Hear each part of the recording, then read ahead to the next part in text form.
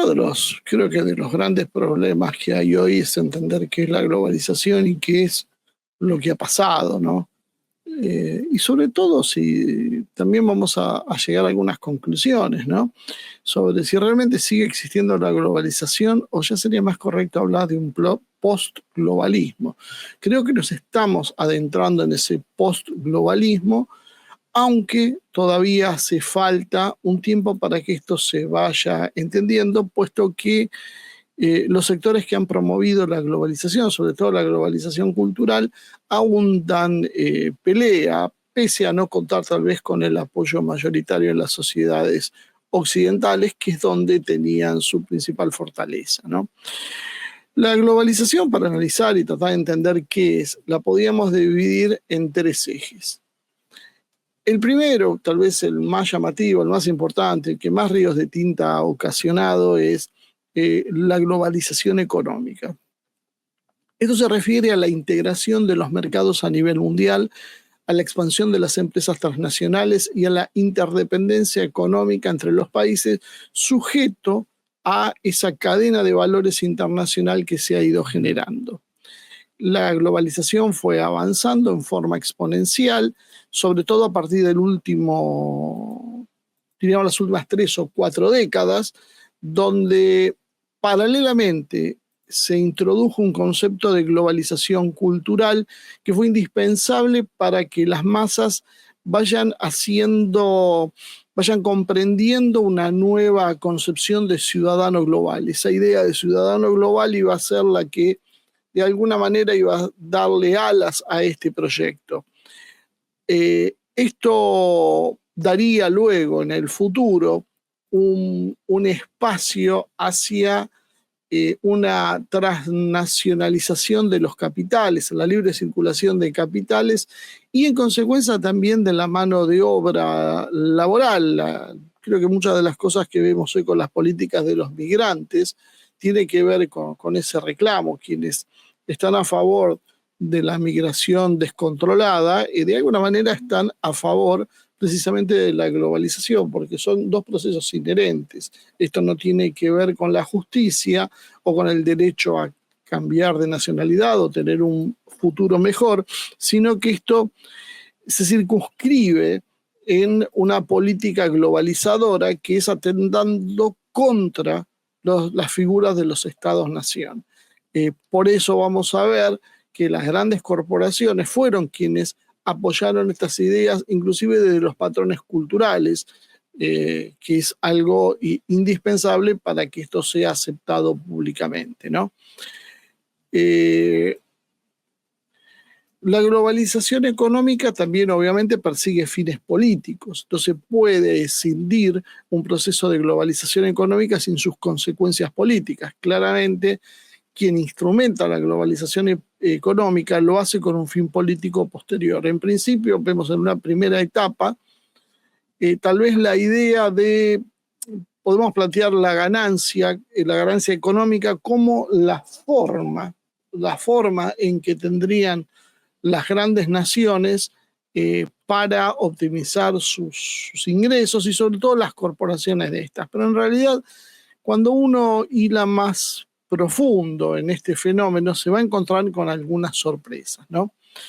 Básicamente lo primero que encontramos es que ha habido un reordenamiento con la globalización en función de los intereses de las élites occidentales.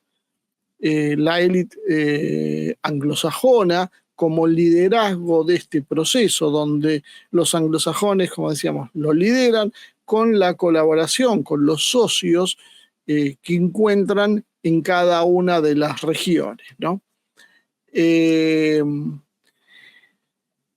En primer lugar, la mirada, como decía, primaria, es que la organización lo hacen en función de abaratar costos locales y conseguir acumulación de capital de una forma extraordinaria, y que esto se vio reflejado luego en la aparición de sorpresivas megafortunas, de multimillonarios recientes, que no dudan en exhibir sus riquezas con cierto desparpajo en el mundo, ¿no? Elon Musk, Jeff Bezos, Bill Gates y demás actores han tomado un papel importante, y esto lo han hecho de la mano de la destrucción de los ingresos de las clases medias. Por eso hemos visto un aumento de la pobreza en los países occidentales. O sea, mientras más se consolidaba la globalización, más veíamos el avance de la pobreza, porque había una transferencia de los sectores medios hacia estos sectores cada vez más concentrados. Y de alguna manera esto se hacía aprovechando las desigualdades sociales. Cuando vos equilibrás, haces tabla rasa, cuando vos no tenés mecanismos de protección que aíslen las economías, los mercados de cada país, lo que termina pasando es que hay una competencia que, como es lógico en un sistema capitalista, va a tender hacia la baja. Es decir, si un trabajador en el sudeste asiático gana $300 por mes y un trabajador en Estados Unidos gana $3.000 por mes, o en Europa, lo más natural es que empiece a bajar lo que va ganando el trabajador en ese primer mundo y algo mejore la situación del país más desfavorecido. Pero la realidad es que esa ganancia generalmente ha ido a parar a los bolsillos de estas minorías que han hecho grandes negocios produciendo en países de bajo costo salarial, con baja estructura recaudatoria impositiva, y vendiendo sus productos en países donde se puede obtener una mayor rentabilidad. Esto permitió esas ganancias extraordinarias que motivaron que las corporaciones se desparramaran por el mundo buscando mejores condiciones para hacer negocio. Este proceso, bueno, tuvo ganadores y perdedores. Por un lado, algunos sacaron ventajas, mientras que otros se vieron perjudicados. O vieron también algunas clases sociales un efecto dispar, porque un trabajador, según su ubicación geográfica, hubiese tenido distintos resultados. Por ejemplo, analicemos el caso que sucede en América. En América del Norte se generó un gran espacio comercial llamado NAFTA, luego TEMEC, donde se facilitó el comercio entre los Estados Unidos, Canadá y México. Ese mercado en realidad trajo el crecimiento para Estados Unidos, pero también trajo algunas complicaciones, puesto que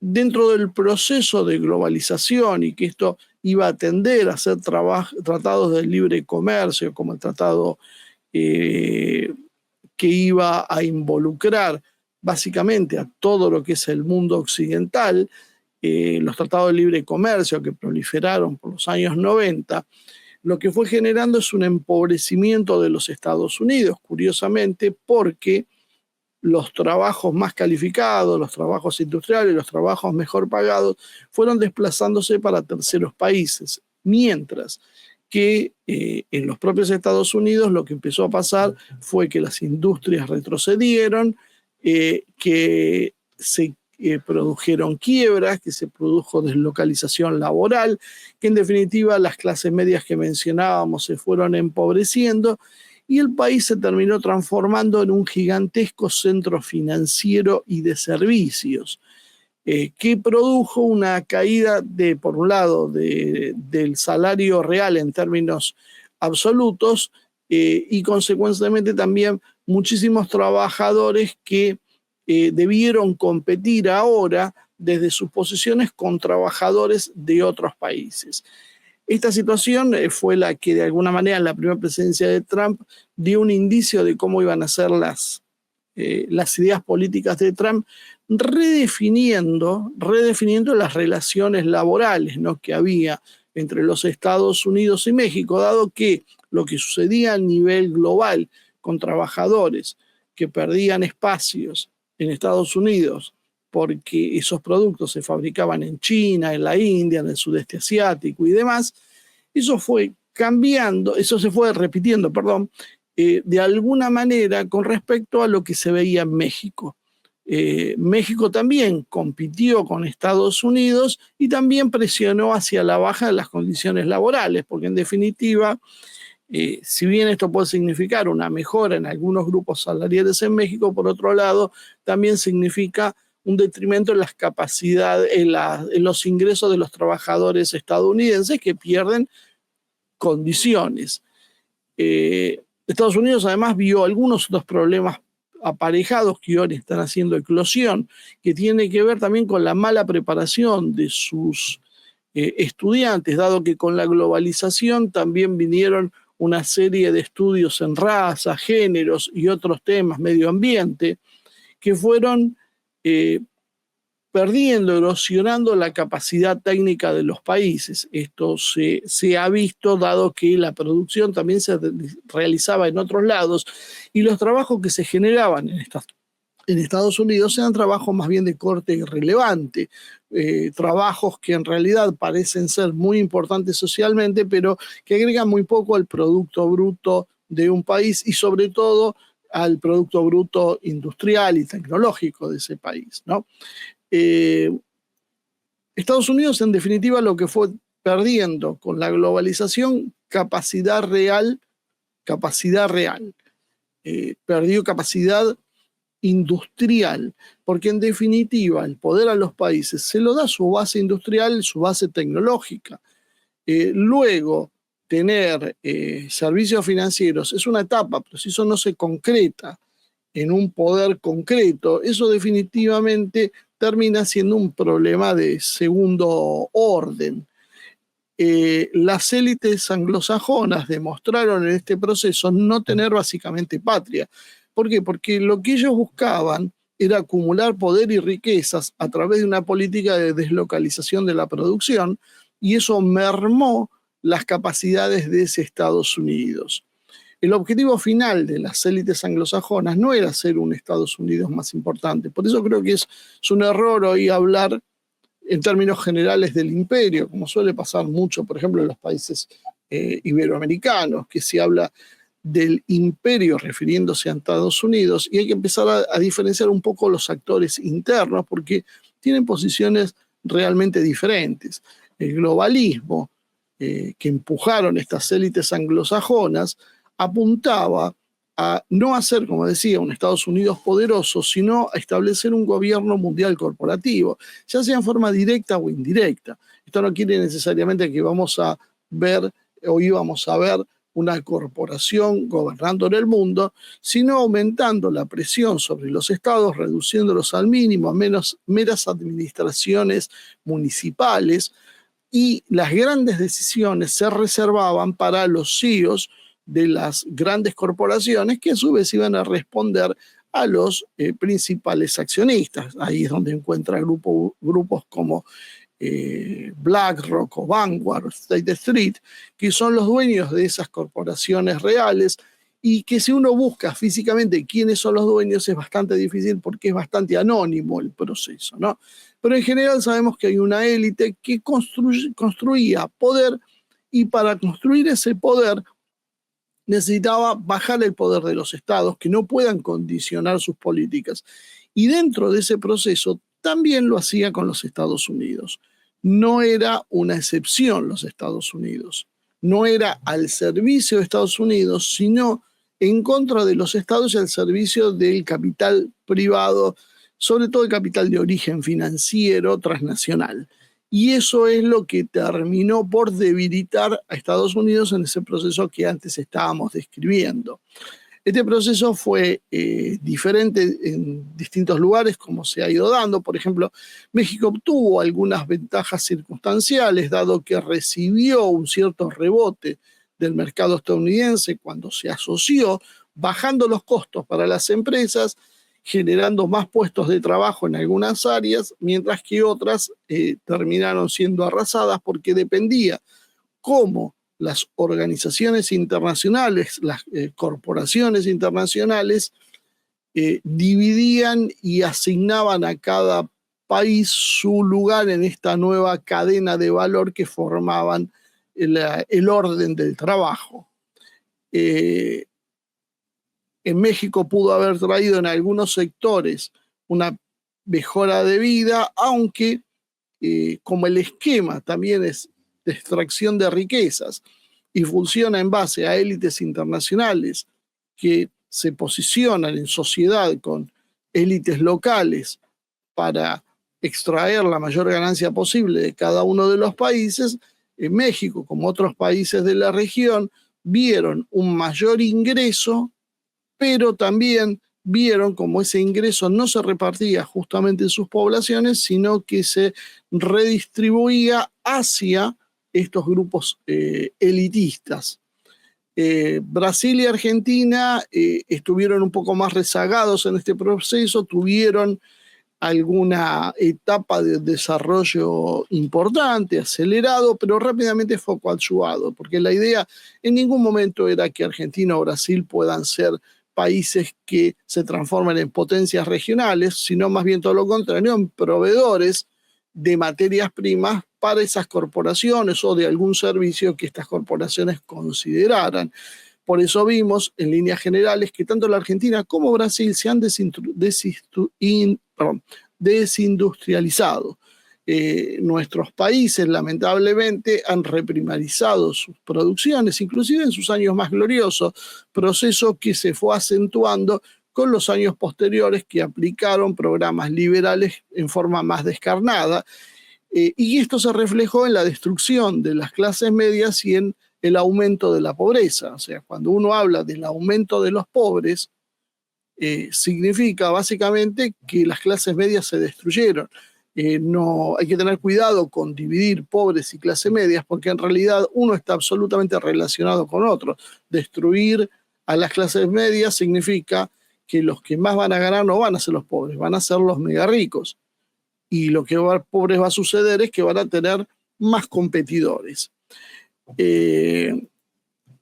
Este proceso se explica de alguna manera, por ejemplo, con el Lava Jato en Brasil, donde el gobierno de Lula se había montado en una historia reciente de Brasil como un país que buscaba despegarse, transnacionalizarse con empresas brasileñas que empezaban a hacer incursiones en África y en América, y simplemente con la excusa de la corrupción, todo este proceso fue desmantelado en una operación donde seguramente la inteligencia de Estados Unidos tendría muchas explicaciones que dar si algún día se investigaba cuál fue el objetivo.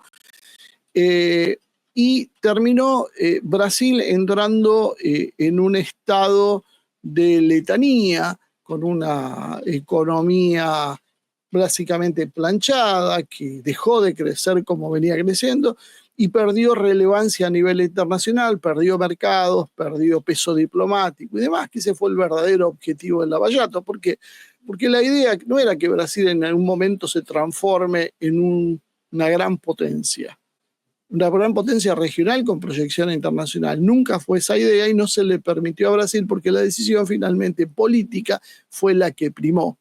La Unión Europea, lo que es la Europa occidental, también fue un gran ejemplo de cómo funcionó la globalización. Ahí se hizo todavía mucho más extremo porque dieron más pasos que el resto de las regiones que conservaron un cierto grado de autonomía. Por ejemplo, en la Unión Europea se estableció un mercado común, una moneda única y una libre movilidad de bienes y personas. Por eso uno entra en Europa y puede ir a cualquier país en principio. Ahora hay algunas restricciones sin ningún problema, porque Europa se globalizó y se transformó en un gran espacio. Como prototipo de lo que debería haber sucedido a nivel mundial, y las empresas europeas como Volkswagen, Airbus o Nestlé comenzaron a operar decididamente globalmente. Este proceso no fue tan virtuoso como se esperaba. Europa se dividió entre ganadores y perdedores. Por ejemplo, España, que era una de las 10 economías industriales del mundo en la década del 60, en la década del 70, se terminó transformando en un país apenas proveedor de servicios turísticos y no mucho más que eso, en función de ceder su capacidad industrial a Alemania. El costo de ingresar a España en la Unión Europea y ser aceptada como un país más fue precisamente desmantelar sus capacidades industriales, Y este es un proceso que paralelamente generó, bueno, que algunos países europeos, los del norte de Europa principalmente, sean los grandes ganadores y los del sur perdedores. Mientras sucedía el avance de la globalización, también empezamos a ver que el estado de bienestar que se había generado en Europa como forma de contención del avance socialista terminó cayendo, desmantelándose aceleradamente, y esto se empieza a producir con más fuerza a partir precisamente de la caída soviética. A partir de la caída soviética, en vez de vivir mejor, comenzaron a vivir peor. Las clases medias que habían prosperado empezaron a retroceder y empezó a aparecer una pobreza que en Europa prácticamente no existía hasta ese momento. Empezamos a ver violencia, gente en situación de calle y cosas que no parecían probables en la Europa anterior. Bueno, esto tiene que ver con ese proceso de deslocalización económica que también sufrió Europa, esa competencia, y una decisión política de dejar la economía donde se distribuía con más equidad social y transformarse cada vez en un esquema más salvaje de libre mercado. La frutilla del postre llega precisamente con el enfrentamiento con Rusia, el comienzo de las sanciones que priva a los europeos de la energía rusa, especialmente a Alemania, que se sumerge en un panorama francamente desolador. Vemos como la economía alemana rápidamente se va extinguiendo en función de la caída industrial, y con eso comienza a arrastrar al resto de Europa. Lo que estamos empezando a ver es apenas la punta del iceberg de lo que va a suceder en los próximos años con Europa si rápidamente no corrige este rumbo. Pero parece que los líderes europeos están decididos entonces a apuntar hacia las hostilidades con Rusia en una forma bastante incomprensible, dado que habían conseguido una situación bastante equilibrada donde Rusia era capaz de proveer materias primas y energías indispensables para el desarrollo económico europeo, y recibían como cambio la posibilidad de obtener bienes de lujo de Europa, por ejemplo, de alta tecnología, que inclusive ha sido en realidad un freno para el desarrollo ruso de sus propias capacidades, pero a Europa le convenía. Sin embargo, bueno, políticamente ha decidido detonar ese proceso, ¿no? La globalización entonces también tuvo un aspecto en Asia, y ahí emerge China como el mayor exponente mundial, el gran ganador de la globalización, lo cual parece una paradoja dado que es un país comunista, aunque nunca olvidemos que los chinos se definen a sí mismos como un socialismo con características chinas. Cuando uno presta atención a ese detalle, esas características chinas del socialismo, implican una serie de medidas de introducción de elementos del capitalismo en algunas etapas de su economía, sobre todo en la economía básica, que le ha permitido conjugar distintos valores y desarrollarse realmente con mucha potencia. China ha tenido un desarrollo donde ha mostrado además que el Estado seguía siendo protagonista, más allá de las empresas y el capital privado que estaba trabajando. ¿Por qué esto es importante? Porque China de esta manera lo que había conseguido entonces es un avance realmente importante en función de mostrar cómo el Estado planificaba el desarrollo, tanto interno como externo. La Franja y la Ruta, por ejemplo, es una iniciativa para conectar mercados a nivel mundial y muestra la conjunción entre la idea de un Estado planificador y la ejecución de sectores privados en esa cuestión. Pero quien toma las decisiones realmente políticas lo hace el Estado chino y no lo hace el capital privado. El capital privado se limita a transitar por los caminos que fija el Estado chino. Y eso les ha dado una enorme competitividad, les permitió pasar de la etapa de copia a la etapa de creatividad y posicionarse hoy en mercados de altísima calidad, como por ejemplo pasa con los autos eléctricos, donde sobrepasaron y por mucho Occidente. Sus clases medias, a diferencia de lo que veíamos en Occidente, crecieron y sacaron 800 millones de pobres de su situación.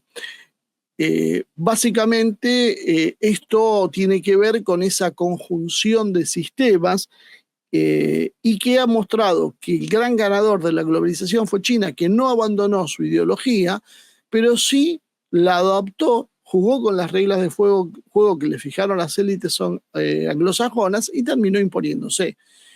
Corea y Japón han conseguido generar algunas marcas globales, Toyota, Samsung, Hyundai, Sony, etcétera, pero han manifestado un estancamiento.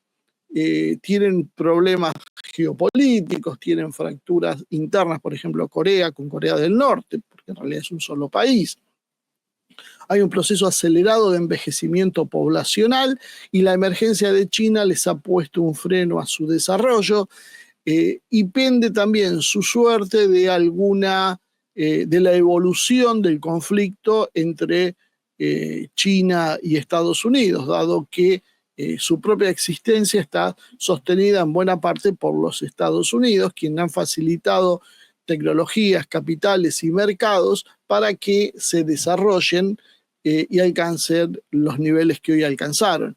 Emergió la India como otro gran sector que provee tecnología y servicios, como hay empresas como Tata, que son dueñas de muchas empresas europeas. A veces uno no termina de ver esto porque compran y mantienen las marcas ya instaladas, pero la India ya nadie duda que se proyecta como una gran potencia para las próximas décadas y tiene a su favor una política de costos que es muy baja, tiene una juventud, su población es mucho más joven que la de otros países que puedan competir por su tamaño y tiene una política de neutralidad que le ha permitido estar a caballo de los conflictos y las sanciones que se imponen a partir de las tirantes entre Estados Unidos y China.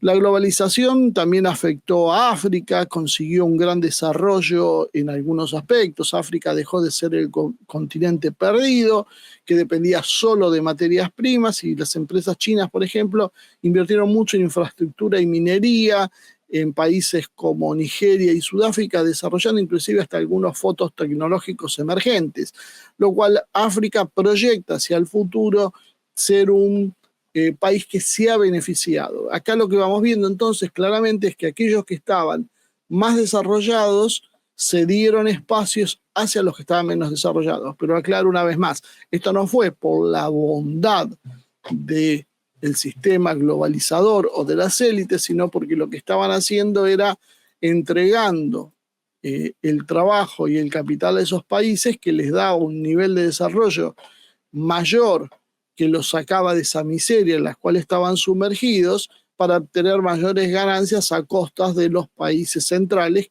occidentales, que eran los que perdían ese espacio. Eso más o menos para tener un panorama de lo que fue rápidamente la globalización económica. Hubo otro aspecto de la globalización que es la cultural, y creo que es tanto más importante que el primero, porque este es el que modela las mentes y permite que la economía y la política termine trabajando como trabaja. ¿Qué buscó la globalización en este aspecto? Primero, eliminar las costumbres, tradiciones, valores y estilos de vida en los distintos países, para reemplazarlos por un modelo único que se base en valores universales, diseñados básicamente por los centros estadounidenses. La intelectualidad estadounidense, con algunos aportes europeos, fue la que generó un movimiento de ideas que se conoce en términos generales como woke, que fue adoptado e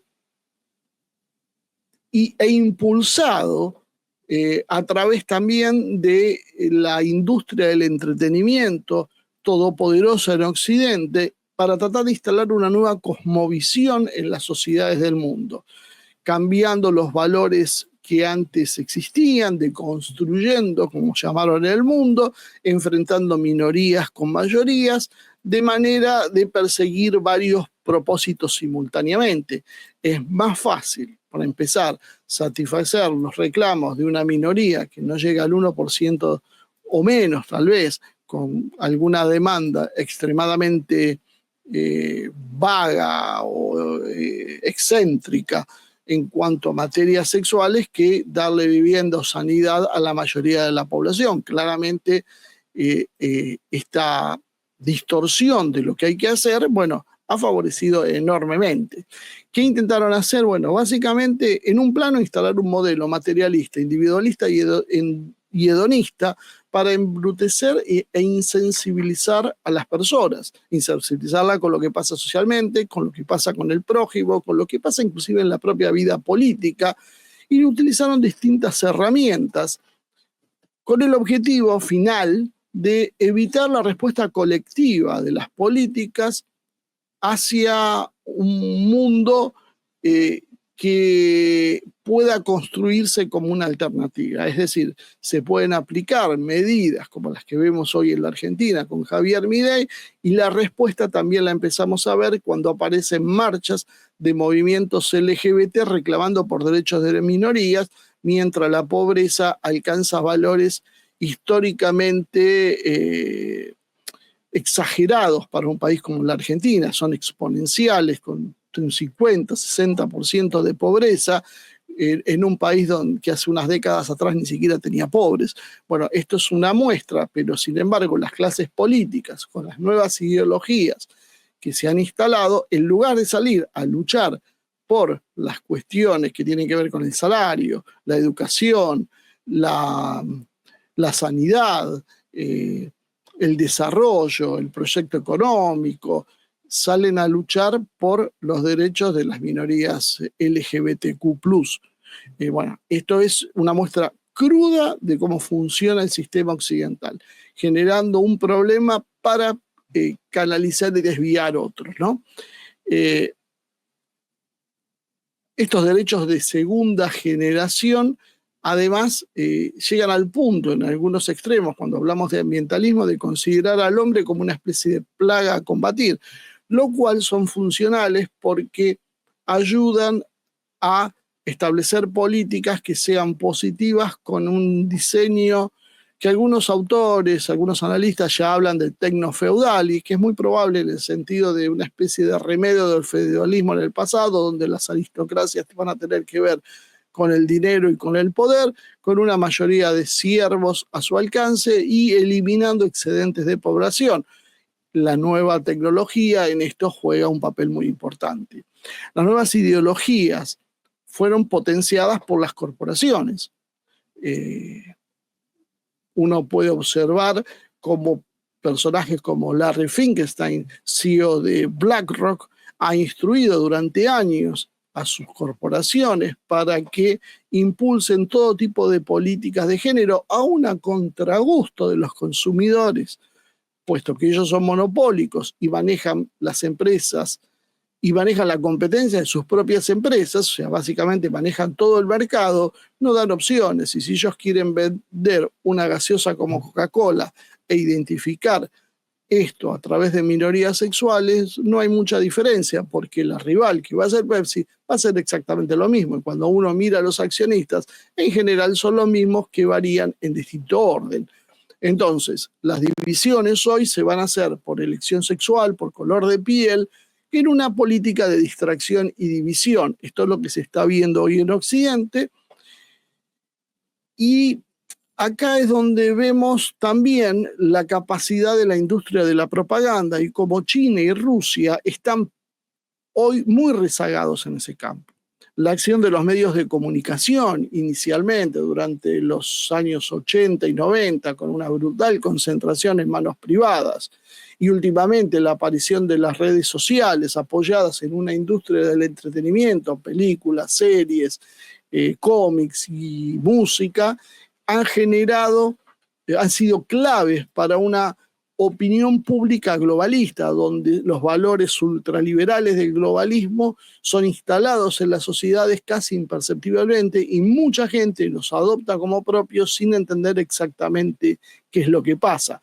Precisamente esta idea que busca ese modelo hedonista, materialista, individualista, choca de frente, por ejemplo, con las grandes religiones, choca de frente con las tradiciones de los pueblos, choca de frente, inclusive hasta con algo tan básico como el uso del lenguaje, que debe ser reformulado y adecuado a las nuevas instancias. Eso explica los choques que hemos visto en muchas áreas con la persecución, básicamente podríamos decir, algunas religiones bajo distintas excusas, y también vimos un proceso que Estados Unidos ha sostenido, primero con Hollywood y con la música, y luego con las redes sociales como Facebook, Instagram, X, etcétera, etcétera, para globalizar los principios culturales de esta nuevo estilo de vida. Han instalado, por ejemplo, una música decadente, como puede... No quiero nombrarlas para evitar polémicas, pero bueno, si uno analiza la música occidental, analiza sus letras, su comportamiento, su estética, indudablemente no es precisamente muestra de un refinamiento, sino más bien de un embrutecimiento. Y esto es paralelo a todo lo que se va viendo. La idea de el soft power cultural es clave y a veces es en muchos países mirada con desdén o considerado un tema menor. Son pocas las excepciones. Una, por ejemplo, es Corea del Sur. Corea del Sur ha logrado hacerse conocido en el mundo y mejorar sostenidamente su imagen.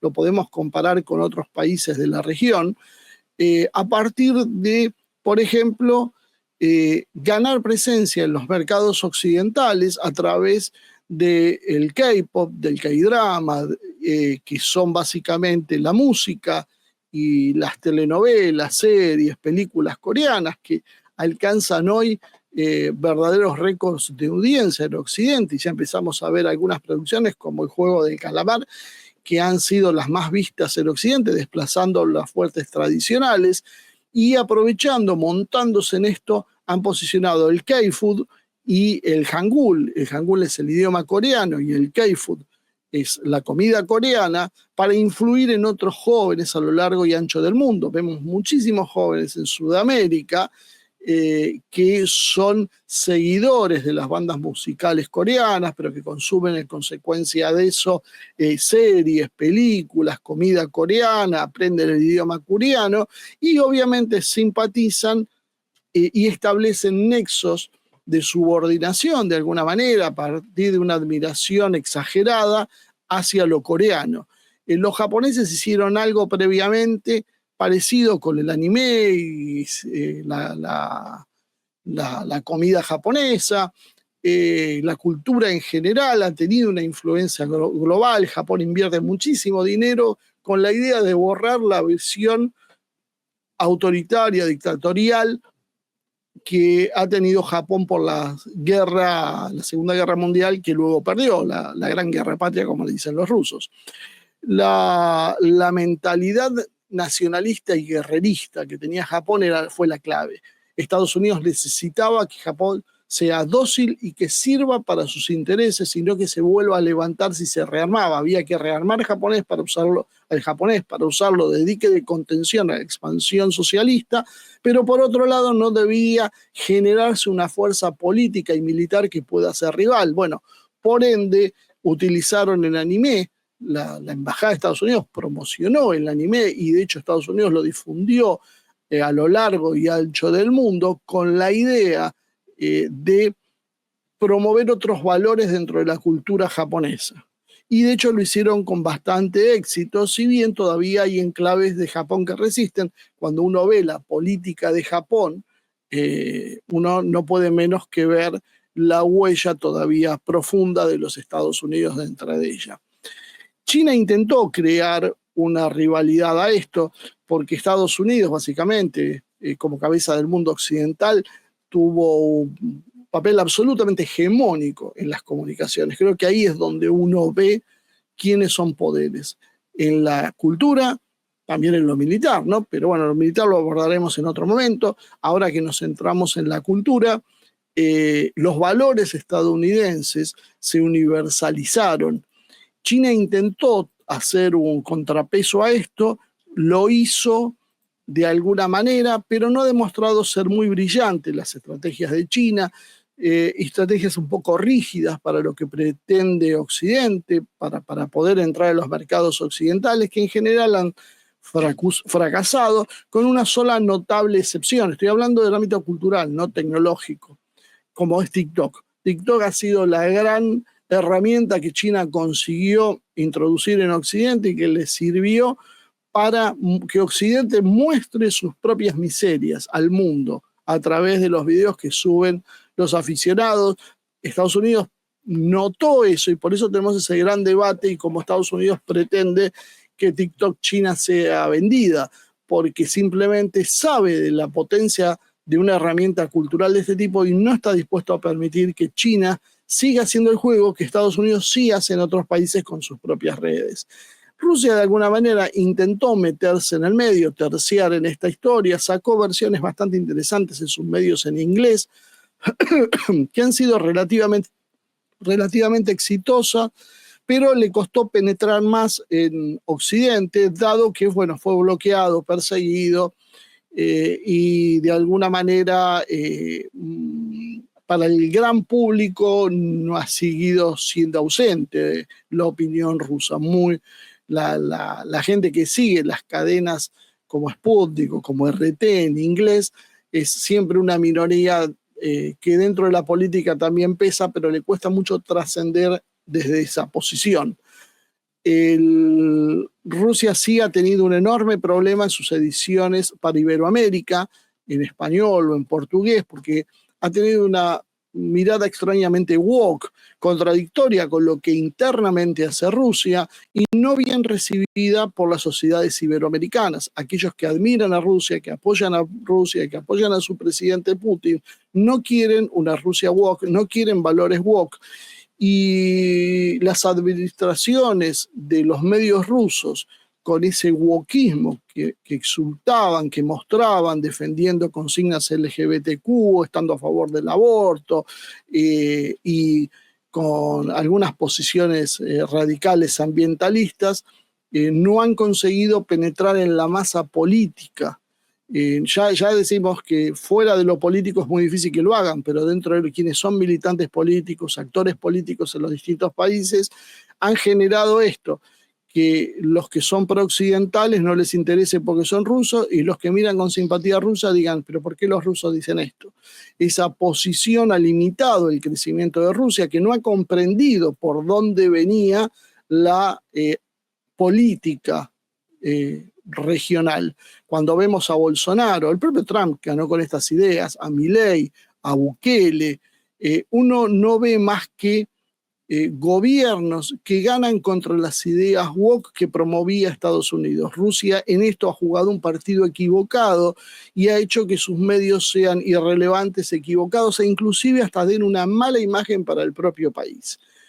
Y la tercer eje, Rusia quería crear una cosa más. Rusia parece comprender la necesidad del juego de la propaganda, pero también lo hace con cierta tibieza y con una mala elección de los interlocutores. Como decía, en la conformación de sus planteles, busca sectores de Occidente que no son compatibles con las ideas rusas. Y eso genera, como decíamos, distorsiones, problemas, confusiones y sobre todo rechazo.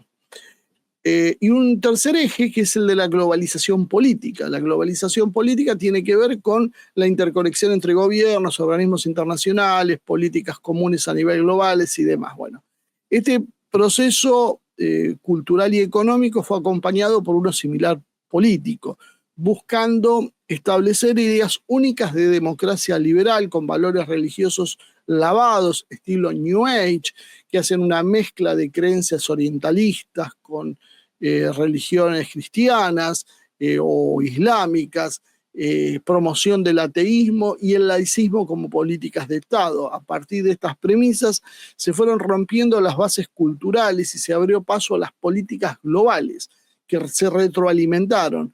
Finalmente han conseguido que se impongan políticas de libre comercio, grandes tratados y globalización en las cadenas de producción en una etapa que ahora ha comenzado a desmoronarse. Al final vamos a tocar este tema.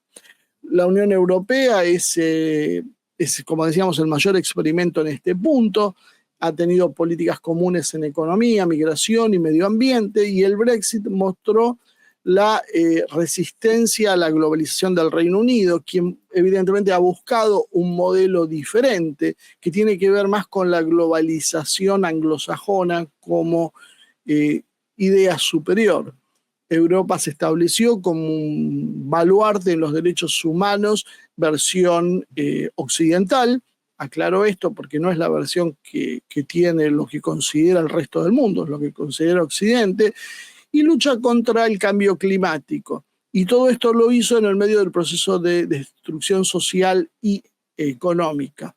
La instalación de este modelo cultural globalista ha tenido ganadores y perdedores, las élites financieras que controlan el proceso con una clase política ignorante y venal a su servicio, está esclavo para entender cómo ha funcionado, y eso explica las acciones que estas mismas clases políticas toman contra sus propios estados. Por eso el desmantelamiento del poder europeo es visible y los propios estados comienzan a estar amenazados. China ha sido el gran ganador de este proceso porque fue quien mejor se adaptó al comercio global. Sin embargo, China tiene un problema. China está controlado por el Partido Comunista de China, que a su vez controla el Estado y la economía. Y esto no es parte del modelo globalista occidental. No es aceptable para Occidente. China se sirvió de este modelo para sus fines, pero en realidad no lo crea él como destino último. China no es un país de corporaciones, sino es un país donde el Estado rige. Esas agendas en China, esas corporaciones, pueden tener una agenda propia o tomar acciones que sean tomar una agenda propia o acciones que sean perjudiciales para el país, como sí sucede en Occidente. Aún si esto es bueno para el negocio de la corporación, primero tiene que responder al Estado chino, a la nación china, cosa que eso no se ve en las decisiones de las empresas occidentales. Los grandes perdedores básicamente fueron los estados en esta etapa de la globalización, que vieron el poder pasar a manos corporativas. Esto incluye a la Unión Europea, los Estados Unidos, como dijimos anteriormente, porque el globalismo simplemente no puede permitir que estados poderosos lo desafíen. Necesita eliminar a los estados a través de divisiones, bajar la demografía, parasitar sus instituciones y usarla en beneficio propio, subordinarlos a tratados internacionales y un largo etcétera. Entonces, no confundir los intereses de los Estados Unidos con grupos corporativos como BlackRock. Y eso es lo que termina explicando la aparición de Trump y sus políticas que rompieron, hicieron estallar por el aire el globalismo, imponiendo nuevamente barreras arancelarias, y probablemente vamos a ver casos de dumping y formas de protección de los mercados, usando la ruptura y reorganización de las cadenas de producción. La llegada de una tecnología disruptiva con la robotización, nuevos materiales, inteligencia artificial y demás, está revolucionando la base de las relaciones sociales, la base material. El trabajo va a disminuir aceleradamente y la pérdida de puestos laborales es inevitable. Quienes dominen esta tecnología entonces van a poder imponer su modelo a futuro. Dados estos avances, acompañados con las telecomunicaciones y la reducción por las distancias para las mayores velocidades de conexión física, viajar en avión o en barco cada vez es más fácil, más rápido, más seguro, el mundo no puede volver al estadio anterior de países aislados entre sí y se va a decantar inexorablemente por la constitución de grandes espacios dominados por potencias fuertes en cada región. La globalización se ha detenido y la regionalización es el modelo que lo va a reemplazar. Eso explica por qué Trump ahora quiere generar su propia macroregión en América del Norte, sumando a Canadá, a Groenlandia, estableciendo una zona de seguridad para Estados Unidos, un mercado en común, y tratando de usar a México junto a Centroamérica y Caribe como su gran zona de amortiguamiento hacia el sur. Europa es un escenario probablemente a disputar. Europa Oriental seguramente quedará bajo el control o la influencia eslavo-rusa, que se perfila como uno de los grandes espacios que emergerán. China y la otra parte, la Europa Occidental, tiene que definir aún su futuro. China va a obtener su propio espacio en Asia Pacífico y Sudeste, la India será un espacio en sí mismo, con proyección hacia algunos otros estados circundantes, y quedan espacios en disputa, como por ejemplo, ¿qué va a pasar con el Reino Unido? El Reino Unido es el gran perdedor en este proceso de desglobalización. El mundo islámico tiene que definir si consigue unificarse, si se transforma en dos bloques, pero tiene todo para ser un gran protagonista. Turquía es otro de los actores que puede construir también un gran espacio propio, y queda por verse qué es lo que va a hacer Sudamérica. Sudamérica como núcleo de lo que es Iberoamérica, lo que tiene una misma cultura, proveniente de la península ibérica, hablando un idioma como español o portugués, bastante asimilables entre sí, con mismas tradiciones, una cultura muy similar. Bueno, esta nueva conformación empieza a verse en el BRICS, que tiene su elección en base a espacios geográficos y culturales, no ha sido al azar, y ahí podemos notar la gran ausencia de Latinoamérica, por lo menos en sus fases iniciales, entre sus países miembros plenos, y tiene que ver con esa incapacidad que ha manifestado la región en poder unificarse políticamente y establecer mejores controles. En definitiva, bueno, no está claro quiénes son todavía los grandes ganadores de la ruptura de la globalización, de la desglobalización que está en marcha, porque es un mundo bastante complejo el que se perfila, pero hay sí claramente un gran perdedor, que es la élite anglosajona, que ha perdido su hegemonía sobre el mundo, y los globalistas que han visto irse por la cañería del desagüe el control de un gobierno corporativo mundial. Este es el escenario más probable que vayamos viendo en los próximos años, que puede ser abortado solamente, yo diría, por una gran guerra mundial que promueve el globalismo, dado que es el gran perdedor, pero que China, Rusia y aún Trump con sus Estados Unidos intentan no entrar en ese tipo de contiendas, buscando otro tipo de reorganización mundial. Finalmente, el globalismo es el único partidario de la guerra, porque básicamente para la instalación de su modelo tecnofeudal necesita disminuir drásticamente la población, y eso lo puede hacer, y esa disminución es absolutamente compatible con la evolución tecnológica que vamos a ver en los primeros años. Así que bueno, esto sería una primera etapa.